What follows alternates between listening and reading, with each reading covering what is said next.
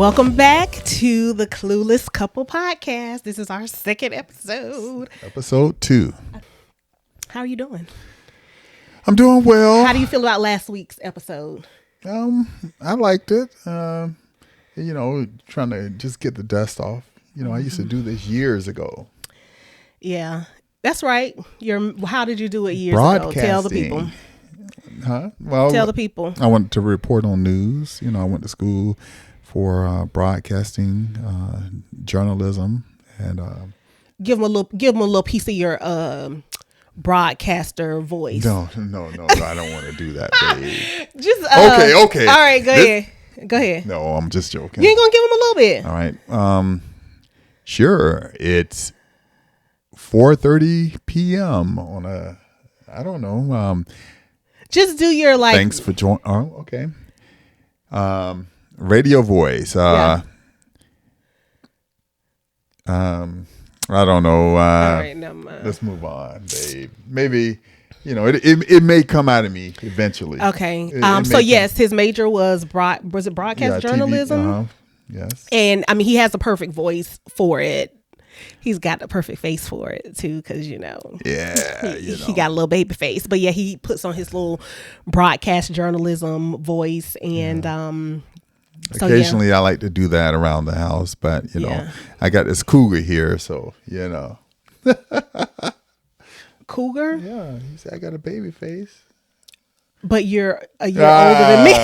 How can I be the cougar? Stop feeling on me. Oh, I'm sorry, babe. Why are you feeling on me in front of these people? Get your leg okay, off no. me All right.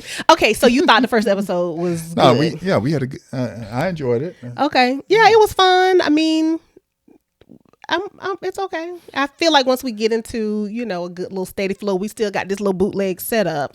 Yeah. If it was up to him, he would have bought he would have bought a new camera, new equipment, just everything new. And I was like, we probably should try to work with what we have. And so that's what we're going to do until until we get some sponsors or something, or anybody want to donate to the capital fund for the Clueless Couple Podcast. We'll be happy to take some donations, but for now we're gonna stick with this iPhone and this webcam. Okay. And we're gonna keep it moving. So how was your week this week? It was okay, but the worst part of my week is, I don't know, I think I have an issue every time I go through a fast food drive-through. There's always issues. And, I'm a calm person. Maybe that's God trying to tell you something. Yeah, that is correct. Maybe I should. But what? Please tell me this is not McDonald's again. Yeah, it's McDonald's again, But you keep going. Right. I'm trying to help them get it right, helping them. Okay, so what happens when you it's the same thing every time. Every time there's always something. I could go there. For example, today I went through the drive-through, and when I pulled up, the person came on and she was like, "Thanks for coming to McDonald's," or whatever. However they greet you, and she said, "I'll be right with you." I was like, "Okay, fine." Even though I did the little app thing, so all I had to do is tell them, my drive-through code and proceed to the next window. Mm-hmm. Well, so after about 2 minutes of me waiting, another car pulled up next to me in the other drive-through line. And as soon as he pulled up, they was like, "Welcome to McDonald's. Can I take your order?" I was like, "Wait a minute. I've been here sitting all this time, and you just, as soon as this car drive up, they take their order and go through." And then she comes back to me again and say, "Please hold one moment." So then she came on. It wasn't that long. Probably about 30 seconds later, she came on and was like, "Yes, sir. Can I take your order?" And I by that time I was offended. I had already placed the order in the app, and I wanted to cancel. You were offended because I waited all that time, and and then the other car in the other lane came up. They took their order right away. Yeah, and it's like, in a way, it's kind of like, that person just skipped me. If I was in line, But at the same time, I mean, what's the purpose of the mobile app? Yeah, the mobile app, if they can't get you in and out real quick. And this car, I had been waiting. I'm sure they were in traffic a couple of miles behind me. Oh, they skipped you. But you do have a problem. Like every time you go to a fast food drive-through, like they take you out of character, because you're right. You're typically, very calm. I'm typically the one that's, short fused and can get a little rowdy. But when you go through the drive-through, you let them take you there. Yeah, well, and then we have the boys with us, and then they think I'm the bad guy because every time we go through a drive-through fast food, Daddy always get into it with them, and that's not the case. But it is kind of the case. I don't know why. After the third or fourth time, you still can't get the order right. Yeah, I remember because initially I'm fine. The with first one or two times, hey, I get it, but the third and fourth and fifth and sixth time, then there's an issue. So that's what stands out in your week. That was your fast food issues. That was the worst part of my week. Okay. All right. The best part was coming home to my beautiful wife and kids. I just want you to know that, babe. That was the best part. Thank you, dear. You're the gift that keeps on giving. Are we doing this? I'm just saying. This podcast? See, you can't compliment her. I know. We should talk about that on one of these episodes. I do have kind of a little bit of a problem with that. Yeah. That's okay. This is okay. Yeah. Okay. So maybe that's a good segue. So in this episode, we're going to talk about our love story. So last episode, we told y'all just a tad bit about ourselves. Francina, Michael, we've been married for 18 years. We have 2 kids, 2 boys, Michael and Matthew, 13 and 12, 8th grade and 6th grade. And, so that's really the only thing that we said on the last episode. So I thought that on this episode, we would just kind of talk you guys through our love story. It kind of sounds a little cheesy to say our love story, but everyone have one. Any couple, they have a love story. They may not say it like that, our love story, but like the story of how they got together, how they, became a couple, that type thing. So that's what we should talk about. Do you want to start, or you? Yeah, I'll start. It's going to be, most couples, a lot of couples, I feel like sometimes the husband has a different story from the wife has a different story from the husband, but I feel like our stories are our versions of the story are pretty aligned. Yeah. You think? Yeah, I think so. I think so. Okay, so you want to start? Sure. Where you want to start? That's the other question. How far back do we go? Because we have known each other ever since junior high school. Since junior high school. Yeah. So do we go all the way back to junior high school? No. Just a little? Because, go ahead. Yeah, just it was just a brief time. I remember when we first met. I don't remember that. So though we've known each other, and then I'm going to let you start the story. Okay. Though we've known each other since junior high school, we were not dating in junior high school. So I think that's where we need to, maybe just a little bit. So you go, just however you want to start it, I guess. Okay. Well, we went to, like she said, we met each other in junior high school. The best junior high school ever. Yeah. Campbell Junior High School CJH, in Daytona Beach, Florida. Principal Earl C. McCrary, was it a C in there? That was him. He would say, he would walk, hater number one. You walk through, he would tell all of us that we were number one.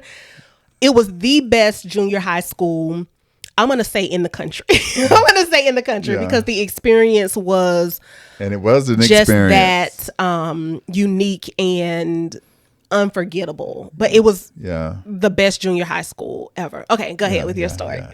So, met her in 7th grade, our 7th grade year.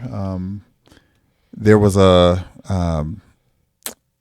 campus administrator, Miss Tillman, who at the time was married to Cena's uncle. My uncle. Mm-hmm. And me and her, just because of our last names, we hit it off almost instantly when I first met her.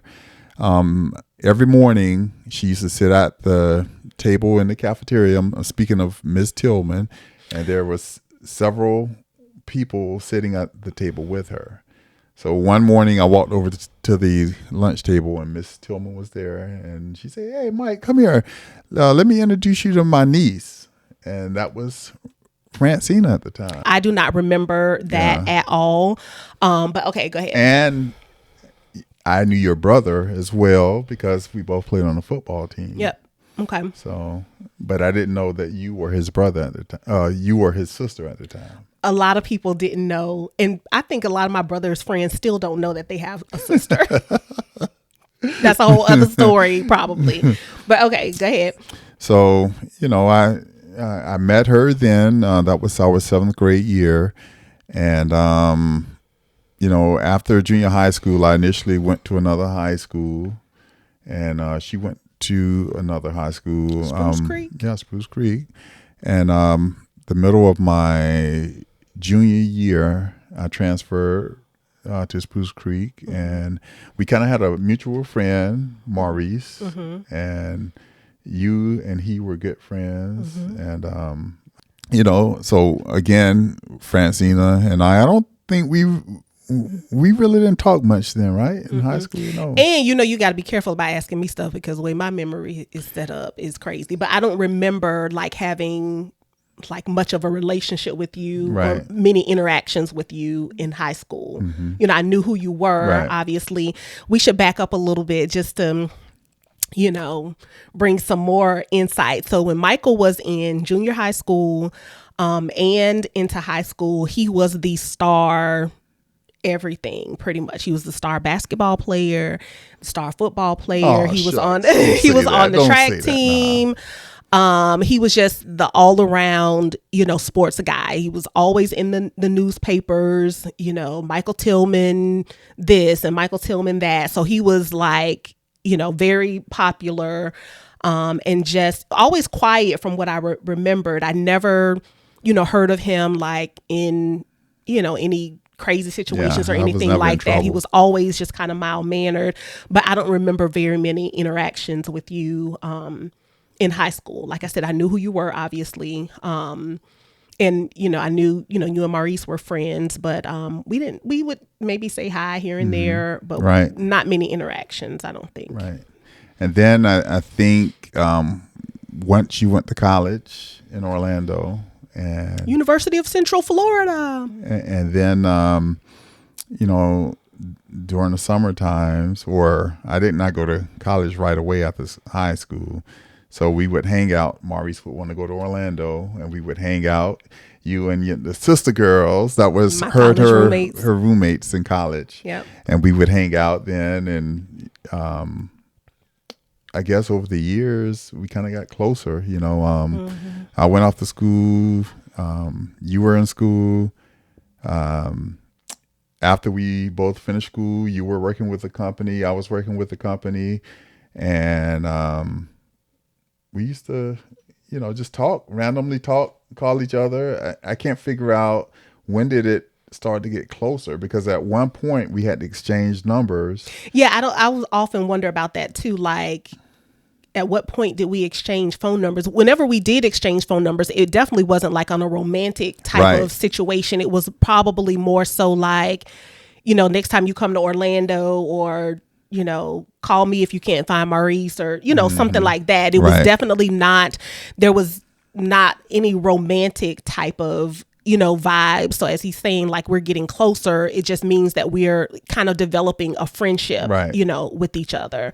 So yeah, we would talk on the phone from time to time, just, what are you up to? What's going on? When last time you talked to Mark, like, that type of situation, but never like a romantic type of vibe, And I remember she used to always ask me, well, what's your relationship like with God?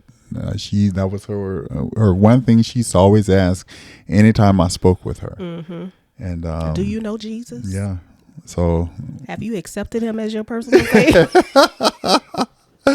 So that's one thing I liked about her. You know, she was not only concerned for my well-being, she was concerned about my spiritual life as well. Every time I spoke with her, and we always made a good team when it came to spades. You know, and still to this day, yeah. Anybody want some? Bring it. Bring it this way. Bring it. Now, let me stop because I'm not even really because Well, I'm gonna he keep have me going stressed. because I'm all sorry. about Okay. that. I'm like that. At this point, I'm scared to play because he like to tell people how we don't ever lose and stuff. And so if I make one wrong move, I'm just afraid that we might not be together. Okay, go ahead. No, but anyway, so we both finished college. She was with a company. I was with another company. And what I did for a living at that time, I traveled all around the U.S. Going in. Undercover brother. Yeah, they called me a snitch. A lot of my friends. I would go into companies, pose as an employee. The local management had no idea who I was. Yeah. So I would go in and pose as an employee and report back on the daily activities there. And anytime I was traveling, and since I would just call you up and say, hey, what you doing? You know, and I'm here, and it's so funny when you were doing that undercover job, and again, no romantic involvement or anything like that, but I always worried about him with that job because he was, again, doing this undercover work, essentially going into companies and like figuring out why, like loss prevention type stuff where, people were stealing things and the company couldn't figure it out. And he was kind of, acting as a mole, so to speak. And I remember one particular time he was working for, it was like a pharmaceutical company or something like that, or some drug company or something. And I was like, if they find out who you are, you snitching on these people as they're, stealing this stuff. I again, no romantic involvement. I was always worried about, him with that job. Right. But yeah, I would travel a lot with my job. You would travel and you'd call, or I'd call and say, hey, where are you in the country, today? And, if I was traveling and we were at the same place or whatever, we would meet up. Yeah. Like, we met up in New York. Once. And I think, Sumter.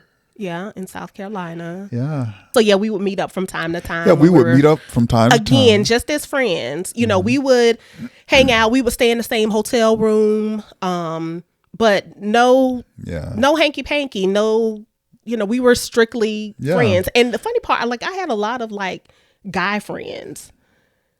Like my best friend from high school and even into college was a guy. I was good friends with you, and we had the sister girls had a group of guy friends that we hung out with. I had girlfriends as well, but we were literally just friends. There was nothing going on. Yeah. Why you have to keep reiterating that? Oh, they know that. I'm sorry. Am I reiterating? I'm just saying. I just didn't. It's just so crazy how it I agree. transitioned from I'm not even thinking about you in that way ever. Right. And then just how the heart changes. That's why I keep reiterating. I think because we, and I think that's how we grew closer together because, we started spending more time together, doing fun stuff, traveling, seeing things together. It was just you and I at that time. So we kind of grew closer. We having intimate conversations, nothing as far as relationship, but just to understand how we both think. And I guess there was some attraction grew on my behalf. I started thinking about man, I wonder what it would be like to rock her world. Oh my God. but I started thinking, man, and I was like, man, she has her head on good. I mean, you got it together. I mean, as far, so to me, I thought that you were, you were, any guy would be like, man, what's up, holla.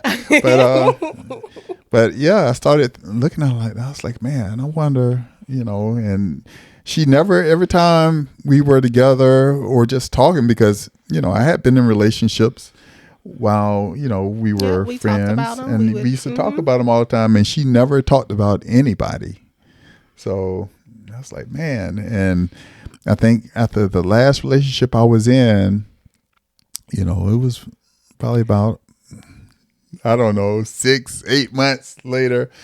And we just was talking. And I used to always try to solicit information from her. I don't know if I ever told you that. To try to see, who you were messing with. But she never would talk about, her love life with me. I would share stuff with her, but she would not. Because there was nothing to talk about. Right. So I didn't know that at the time. But as we began to talk more and more, I started to say, man, and I started to like the person you were, like kept wondering like romantically what that would look like. And the fact that you always, asked me what my relationship was with God. I love that part of it. Mm-hmm.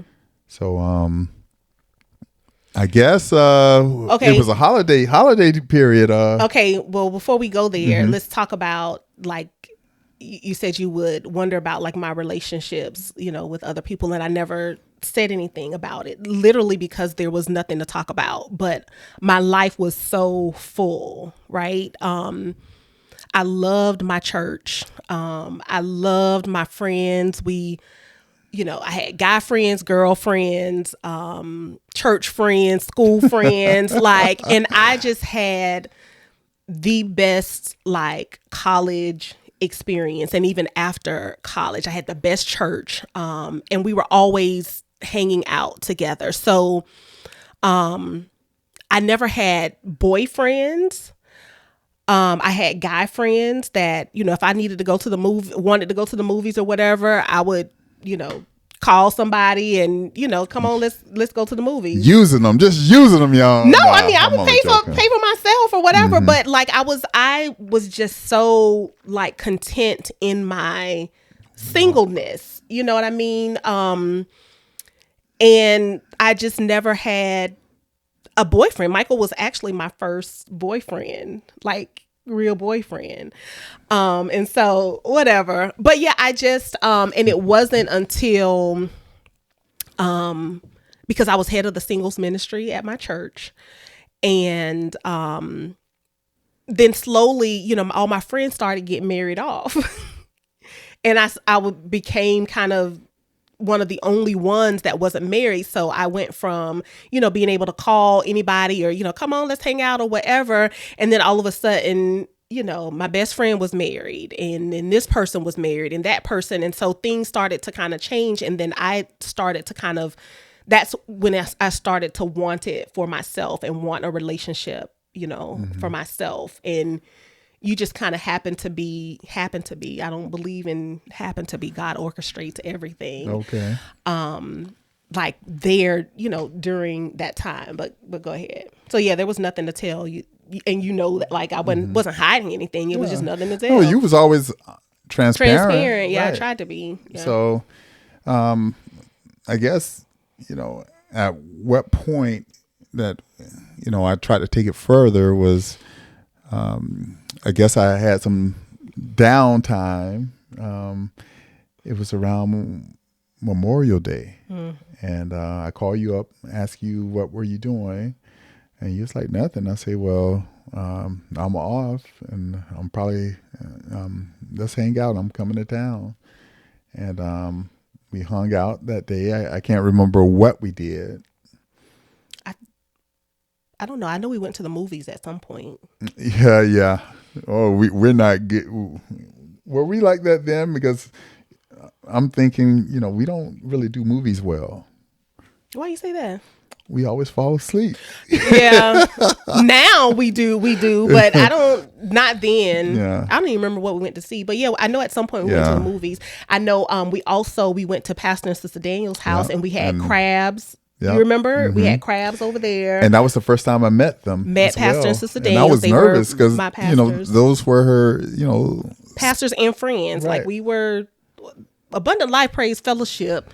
Stand up, Abundant Life. That was like, I'm so grateful for my experience at Abundant Life. But yeah, we did. And remember, we went and looked at houses too. Remember? Oh yeah. We went and did I remember like that. house tours. They were building some new houses in the area, and we went, through the models and stuff. We did that. See, it's kind of crazy how everything happened with us, because I don't know if you remember when we were in Sumter, South Carolina. I was working there at the time, and you came up, and then we drove here to Charlotte, and and we went to the mall, and we started looking for rings. I do remember that. That was crazy. Didn't I try on like a wedding ring? Yeah, that was crazy. And we were not dating. Yeah, we were not. It was crazy. I do remember that. Yeah, we were looking for wedding rings. Just looking at them. Yeah, I don't know why. Yeah. Why would we be? It was crazy. Why would we be looking at wedding rings? I don't know. Okay, go ahead. But anyway, it was Memorial Day. It was Memorial Day weekend. You came to Orlando. I came to Orlando. We hung out, and we were watching TV. Oh, but before at the movies, remember I put my head on your shoulder. That was a big move for me. I put my head. You don't remember in the movie theater? I like put my head on your shoulder. You don't remember that? I don't remember. Okay, see, it wasn't even significant. Oh. It wasn't even special for you. I remember No, then. you don't. Okay, go ahead. I remember we went back to your place, and we were just watching a movie. Mm-hmm. And I think I just went for it and kissed you. Is that your recollection? Okay, I'm gonna tell you what happened. So it was different. That weekend was like one of the first weekends where the energy was different. This was no longer like just a friend kind of energy. We had been like hanging out, more often, and the tides were turning. I could feel different, and we were watching a movie, but before we started watching the movie, I went to take a shower. And when I was in the shower, I promise you, and I told you this before, God told me, and I like hate when people say that, because sometimes people be saying God told them and God ain't tell them nothing. But God told me, something said, I don't like to say something said, because I know that it was God. And he was probably preparing me, because I don't know what I would have done if I had been unprepared for it, that he was going to kiss me. I was in the shower and God told me he was going to kiss me. Wow. And I was like, okay. I even remember, I think I put moisturizer on my lips. Because it was different. The energy was just different. And so we were just watching the movie or whatever. I wasn't, thinking anything of it. And I think I was just about to fall asleep. And next thing I know, I feel lips on my lips. Uh-oh. And I opened and he had reached over and like very gently just like kissed me on my lips. And then we just kind of kissed. And then I was like, wait a minute, like what is happening? Like what is happening? And then you started talking about how, you wanted to be with me, and, you've been wanting to, for a long time, you've been, thinking about me and feeling different and this and that. And I was really taken aback, number one, by your transparency. And I've told you this before as well. Like he put it all out there. Like I never, and this is one of the things that I so appreciate and love about you, is I never have to wonder about how Michael feels about me. From day one, he put it out there. He just was vulnerable in a way that I never knew a man could be. And I was just like, and he made me feel like I was a prize, like, if you'll have me, type of thing. And I just remember saying, okay, we can try it. Like literally, like. And I remember saying, no, we're going to do it. We're not trying, right. we doing and it. He kept saying, no, we're going to do this. And I was like, okay, we can try. He was like, no, we're not trying. Like we're, doing this. And I was just So just very overwhelmed. So the next day, now again, ain't no hanky panky, nothing, Right. none of that, because I'm Nothing like saved. that, I yeah. love Jesus, and there was none of that going on. He did stay at the house with Right. me, but none of Yeah. that. And so the next day, he was leaving to go back to his assignment. Yeah. I think he was still in South Carolina somewhere. He was somewhere in the country on an assignment. And I took him to the airport, and I remember just being so happy that it was time for him. On one hand, happy that it was time for him to leave. And on the other hand, you know, a little bit nervous and kind of wanting him to stay. But I needed some time to myself to kind of digest and process like everything that was happening. And then I remember he tried to stay. Because he was like, you know, I can delay my flight or whatever. I was like, nah, bro. Like, you got to go, because I got to, you know, process. I got to talk to my girls. I got to tell everybody what happened, like, and figure out, you know, what our next steps are. So we're like 35 minutes into this. Oh, wow. I know, we've been talking for a long time. So we should get to, like, so we started dating. Michael was still traveling. And then he ended up rupturing his Achilles tendon. We had signed up to play a co-ed flag football team. Very first practice, Michael ends up rupturing his Achilles tendon, having to get surgery. So, and he was kind of tired of traveling anyway. He had been doing it for like 8 years or so.